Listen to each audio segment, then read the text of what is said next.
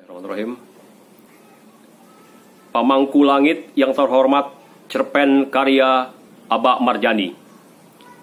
Tak ada warga Cibersah yang mau percaya begitu saja Bapak Dahana Pamangku Langit yang terhormat bersalah dan saat ini tengah mendekam di dalam ruang tahanan. Manusia yang dianggap berbudi adiluhung itu tidak mungkin melakukan kesalahan seperti yang dikatakan orang-orang berdasi itu di televisi tadi malam. Karena itu, pada pagi hari orang-orang yang berkumpul di tipar sawah-sawah dan kebun-kebun mereka, hanya sedikit yang mau memerah keringat. Mereka lebih suka bergunjing satu sama lain. Beliau pasti kena fitnah, kata Manuk lantang seolah ingin suaranya didengar semua orang yang ada di sekelilingnya itu. Itu tidak perlu disangsikan lagi, sambut Rajali, suaranya mendengking.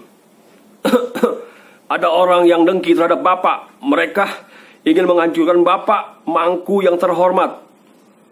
Sadan menyambung, penyakit bengek membuat suaranya agak tersengal. Coba aku ingin dengar, apa ada yang percaya Bapak Mangku yang terhormat bersalah? Suara Manuk tetap melengking mengalahkan kesiur angin yang membuat daun-daun bambu di kejauhan bergesekan menimbulkan senandung kepedihan. Tak ada yang berani membuka mulut, apalagi menatap wajah Manuk. Semua kepala tertunduk membisu. Ingat, tanpa jasa Bapak Mangku yang terhormat, masjid kita sampai sekarang pun mungkin belum kelihatan bentuknya. Suara Sadan membuncah seperti empas ombak yang menampar dinding-dinding bebatuan di pinggir laut. Orang-orang lalu ingat ketika suatu hari Dahana Pamangku Langit berkunjung ke desa Cibersah dan menemukan pembangunan masjid yang terbengkalai. Maka ia segera mencari kepala desa bernama Munar. Setelah itu warga Cibersah pun seperti pohon layu yang mendapatkan air, bahu-membahu merampungkan pembangunan masjid itu.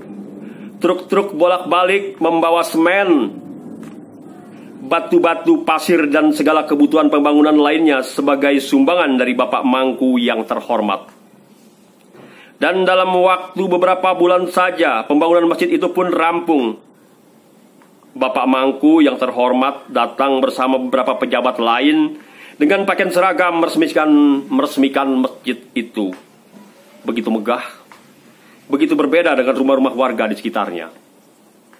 Bagi warga Cibersah, kehadiran Bapak Pamangku Langit juga serupa malaikat pembawa rahmat yang kebetulan tersesat di sana. Sebab selepas peresmian masjid itu juga,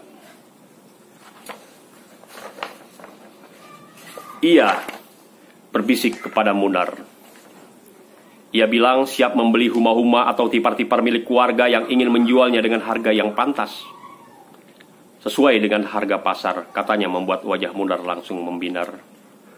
Maka hari-hari kemudian banyak warga Cibersah yang berbondong-bondong ke rumah Munar dan menyatakan siap menjual tanah, huma, tipar milik mereka kepada Bapak Mangku yang terhormat dengan alasan yang berbeda-beda. Menunaikan ibadah haji, berobat, memperbaiki rumah, membuka warung, mengawinkan anak, menghitankan anak, membayar utang, banyak lagi. Beberapa minggu setelah itu begitu banyak sepeda motor warawiri di jalanan desa. Jumlahnya mungkin melebihi burung-burung pipit yang selalu mencuri bulir-bulir padi yang siap dipanen. Di setiap rumah yang menyala, di setiap rumah juga menyala pesawat TV baru dengan berbagai ukuran. Semua gembira, semua bahagia, semua puas. Karena Bapak Mangku yang terhormat cuma membeli tanah-tanah mereka yang sementara mereka masih tetap bisa bertani dan bercocok tanam tanpa meminta uang bagi hasil sama sekali. Tanpa meminta bagi hasil sama sekali. Hasil panen padi-padi, umbi-umbian tetap bisa dinikmati warga tanpa ada yang dikurangi barang sedikit pun. Tak ada yang berubah karena tidak ada yang berkurang kecuali selembar sertifikat yang harus mereka tanda tangani dan simpan dengan rapi bahwa mereka kini cuma memiliki hak garap bukan lagi hak milik atas tanah yang sebelumnya mereka warisi dari tetua mereka.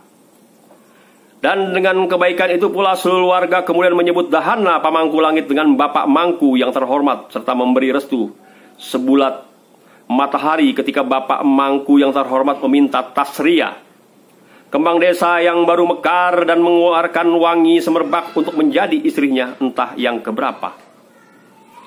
Tak ada pemuda desa yang juga berani menyatakan kekecewaannya, apalagi sebuah rumah teramat megah dibangunkan Bapak Mangku yang terhormat bagi si bunga desa itu. Pemuda mana yang sanggup menandingi kekayaan Bapak Mangku yang terhormat? Jadi jelas memang ada yang tidak suka dengan Bapak Mangku yang terhormat, ujar Manuk. Kemudian, kita harus membela. Munar muncul dengan langkah yang agak tertatih karena usia. Ia tidak perlu bertanya mengapa hari ini warga desa lebih suka ngobrol daripada memerah keringat. Ia tahu mengapa denyut nadi kehidupan warganya begitu saja terhenti serupa alir air sungai yang tiba-tiba dibendung. Derita Bapak Mangku adalah derita kita juga, katanya getas dengan wajah mendongak, menatap arak-arakan awan di angkasa. Di lehernya nampak kalung emas berkilau-kilau karena dia sudah memberikan darahnya kepada kita.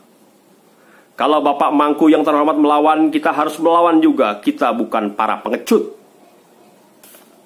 Kami siap berkorban, bahkan dengan darah. Sadan mengajukan kepal tangannya. Kapan saja, sekarang pun boleh, Rajali mendengus.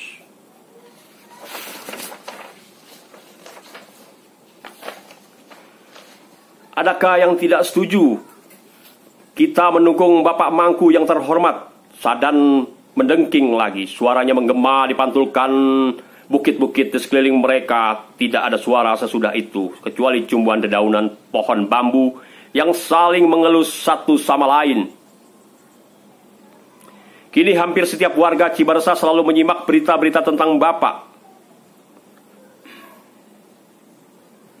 Mangku yang terhormat di televisi. Mereka selalu memuntahkan amarah manakala Bapak Mangku yang tercinta disebut-sebut punya rumah mewah di banyak tempat.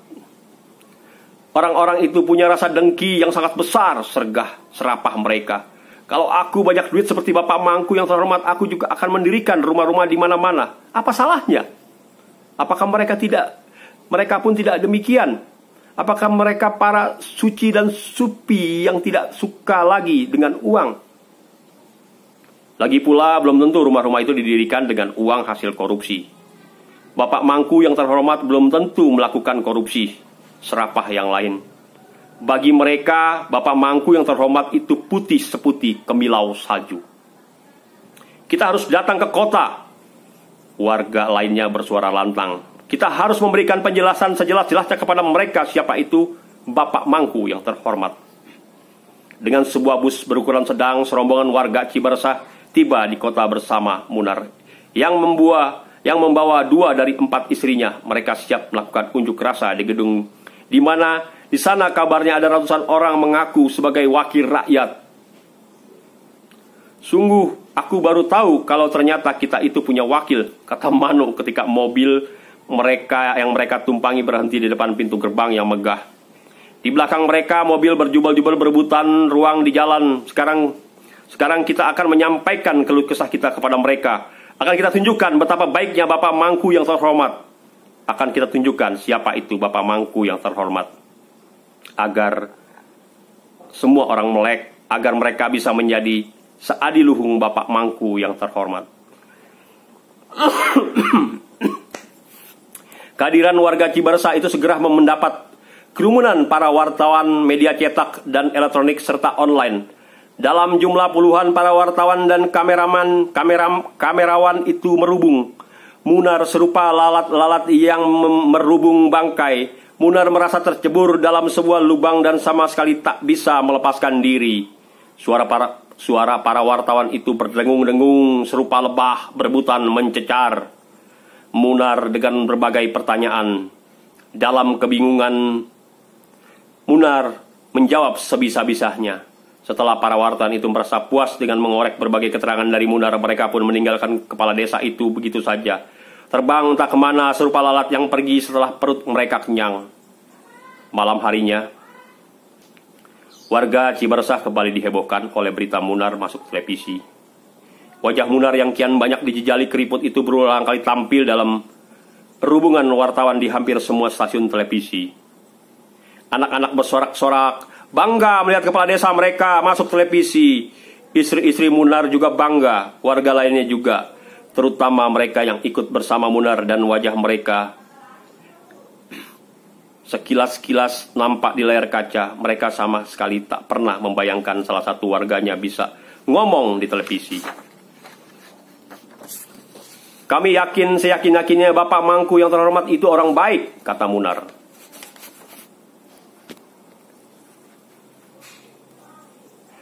Kepada wartawan, beliau ikut membantu pembangunan masjid, membeli tanah-tanah kami. Kalau tidak berkat bantuan beliau, masjid kami itu sampai sekarang belum jadi.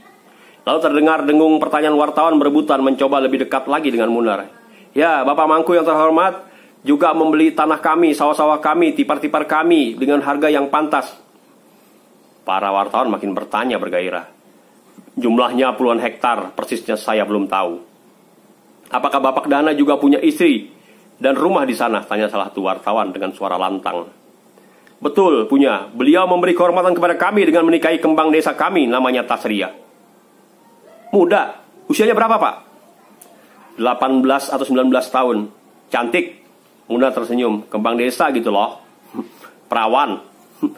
Munar bingung, ia ingin bilang, tanya saja Pak Mangku yang terhormat, tapi ia takut Pak Mangku. Munar bingung, ia ingin bilang, tanya saja Pak Mangku yang terhormat, tapi ia takut Pak Mangku yang terhormat marah. Di kampung kami kalau belum menikah ya pasti masih perawan, katanya kemudian. Rumah, cacar wartawan lagi.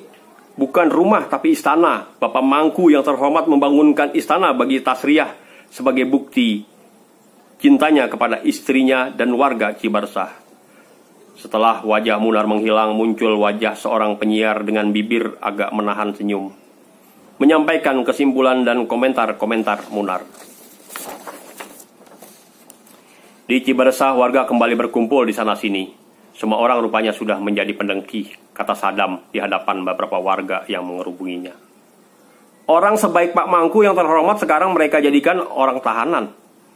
Ah, dunia memang sudah terbalik-balik. Warga lainnya mengangguk-angguk sambil terus menyimak berita di televisi.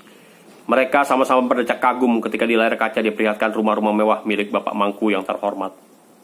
Luar biasa, kata Munar yang ikut bergabung dengan warganya. Bapak Mangku yang terhormat memang kaya raya dan orangnya baik kepada kita. Dari sebuah tempat entah di mana Dahana menggaruk-garuk kepalanya setelah menyaksikan tayangan liputan itu. Modar aku, ia membatin. Terima kasih. Wassalamualaikum warahmatullahi wabarakatuh.